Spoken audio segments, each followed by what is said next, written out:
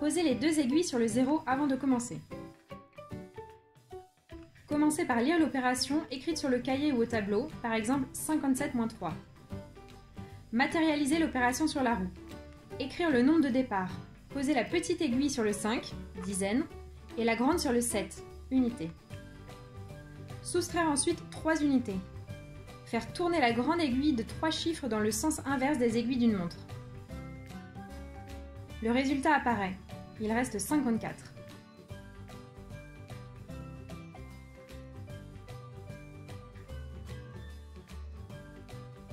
Écrire sur le cahier ou au tableau une opération à retenue, par exemple 34-29. Dire à l'élève, je commence toujours par soustraire les unités. Mais ici, je ne peux pas soustraire 9 à 4. Je vais m'aider de la roue. Matérialiser l'opération sur la roue. Placer la petite aiguille sur le 3 et la grande aiguille sur le 4.